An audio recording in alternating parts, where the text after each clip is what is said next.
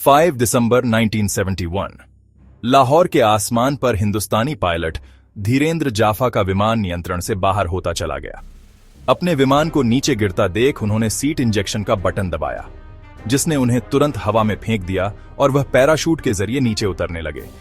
जाफा बताते हैं, जैसे ही वह नीचे गिरे, नारे तकबीर और अल्लाहू अकबर के नारे लगाते हुए गांव की भीड़ उनकी तरफ दौड़ी आ रही थी। लोगों ने उन्हें देखते ही उनके कपड़े फाड़ना शुरू कर दिए। किसी ने उनकी घड़ी पर हाथ साफ किया तो किसी ने उनके सिगरेट लाइटर पर झपट्टा मारा। तभी जाफा ने देखा कि कुछ पाकिस्तानी सैनिक उसे भीड़ से बचाने की कोशिश कर रहे थे। तुम्हारे पास कोई हथियार है? मेरे पास रिवॉल्वर है, जिसे शायद भीड़ ने उठा लिया है, तो अब वह भी मेरे पास नहीं है। क्या तुम जख्मी हो गए हो? लगता है मेरी रीढ़ की हड्डी चटक गई है, मैं अपने शरीर का कोई भी हिस्सा हिला नहीं सकता हूँ। जाफा की कमर में प्लास्टर लगाया गया और उन्हें जेल की कोठरी में बंद कर दिया गया। रोज उनसे सवाल जवाब होते रहे। जब उन्हें टॉयलेट जाना होता तो उनके मुंह पर तकिए का गिलाफ लगा दिया जाता ताकि वह इधर उधर ना देख सके। एक दिन उन्हें उसी बिल्डिंग के एक दूसरे कमरे में ले जाया गया। जैसे ही वह कमरे में पहुंचे, उन्हें कई सारी आवाजें सुनाई देने लगी।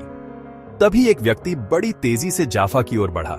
उस व्यक्ति ने जाफा को गले लगाया और जाफा ने जब उनका चेहरा देखा, तब जाफा को अपनी आंखों पर यकीन नहीं हो रहा था, क्योंकि यह व्यक्ति कोई और नहीं बल्कि इंडियन एयरफोर्स के great leader Dilip Parulkar sir थे। इतने दिनों के बाद भारतीय चेहरा देख के उनकी आंखों में आंसू आ गए। मैंने सोचा कि मैं आप लोगों को क्रिसमस की मुबारकबाद दे दूं। हम सब मारे गए सभी साथियों के लिए मौन व्रत रखेंगे और उसके बाद हम सब राष्ट्रगान भी गाएंगे। 25 दिसंबर 1971 की शाम को पाकिस्तानी जेल में जब भारतीय राष्ट्रगान गाने के स्वर गूंजे तो उनके सीने गर्व से चौड़े हो गए। पारुलकर ने अपने साथियों से कहा था कि अगर कभी उनका विमान गिर गया या फिर वह पाकिस्तान में फंस गए तो वे कभी भी पाकिस्तान की जेल में शांत नहीं बैठेंगे। तय हुआ कि सेल नंबर 5 की दीवार में 15 इंच का छेद किया जाएगा, जो पाकिस्तानी सेना की रोजगार दफ्तर के आंगन में खुलेगा। कुरुविला ने एक इलेक्ट्रिशियन का स्क्रू ड्राइवर चुराया और गरवाल ने कोका कोला की बोतल में छेद करने वाले धारदार हथियार का इंतजाम किया। पारुलकर को पता चलता है कि पाकिस्तानी गार्ड औरंगजेब है, जो कि दर्जी का भी काम करते हैं। हमें भारत में पठानी सूट नहीं मिलते हैं, तो क्या आप हमारे लिए पठानी सूट सिल सकते हैं? ठीक है, मैं सूट सिल दूंगा, लेकिन तुम्हें मुझे कुछ भारतीय फिल्मों के गाने सुनाने पड़ेंगे। कामत नाम के दूसरे इंडियन साथी ने तार और बैटरी की मदद से एक मैग्नेट का काम चलाऊ कंपास बनाया। 14 अगस्त को पाकिस्तान स्वतंत्रता दिवस था। 12 अगस्त की रात को उन्हें बिजली कड़कने की आवाज सुनाई दी और उस समय तक प्लास्टर की आखिरी परत भी जा रही थी। 3 लोग छोटी सी छेद से निकले और दीवार के पास इंतजार करने लगे। धूल भरी आंधी के थपेड़े उनके मुंह पर लगना शुरू हो गए थे। तभी उन्होंने देखा कि नजदीकी एक पहरेदार चारपाई पर बैठा हुआ था, लेकिन उसने धूल से बचने के लिए अपने सर पर कपड़ा डाल रखा है। तीनों कैदियों ने जेल की बाहरी दीवार फांद ली और तेज चलते हुए वह लोग बाएं मुड़े और सिनेमा देखकर लौट रहे लोगों की भीड़ में शामिल हो गए। आजादी अभी नहीं। पेशावर पेशावर पेशावर जाना है क्या आप लोगों को? भीड़ को चीरते हुए वह लोग तेजी से चलकर बस स्टैंड तक पहुंच गए। तभी वह लोग कूदकर बस में बैठ गए और सुबह के 6 o'clock बजते बजते वो लोग पेशावर पहुंच गए। वहां से उन्होंने जमरूद रोड जाने के लिए टांगा किया। उस बस में नीचे बैठने के लिए जगह नहीं थी, तो कंडक्टर ने उन्हें बस की छत पर बैठने को कहा।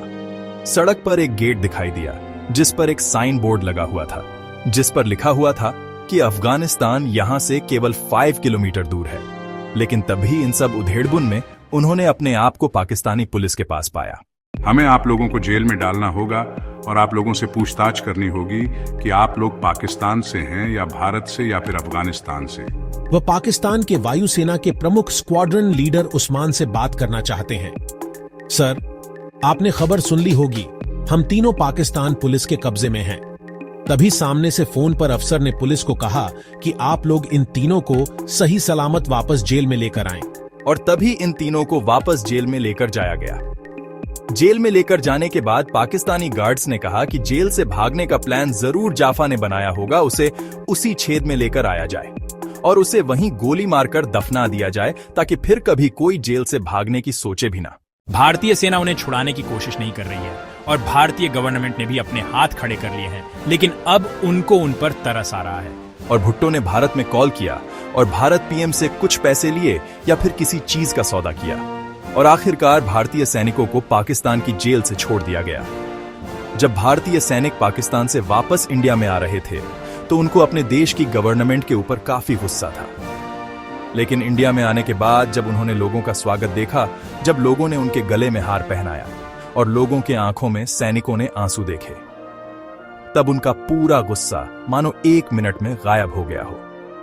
1 दिसंबर 1971 की तारीख इतिहास के पन्नों पर हमेशा के लिए दर्ज हो गई कि इस दिन भारत के सैनिक पाकिस्तान के जेल से वापस इंडिया आए थे। इन लोगों ने पाकिस्तान की जेल में रहते हुए कई सारी परेशानी झेली होंगी, लेकिन फिर भी इन्होंने अपने देश से कभी गद्दारी नहीं की। तो यहीं पे खत्म होती है हमारे भारत के वीर सैनिकों की आजादी की कहानी।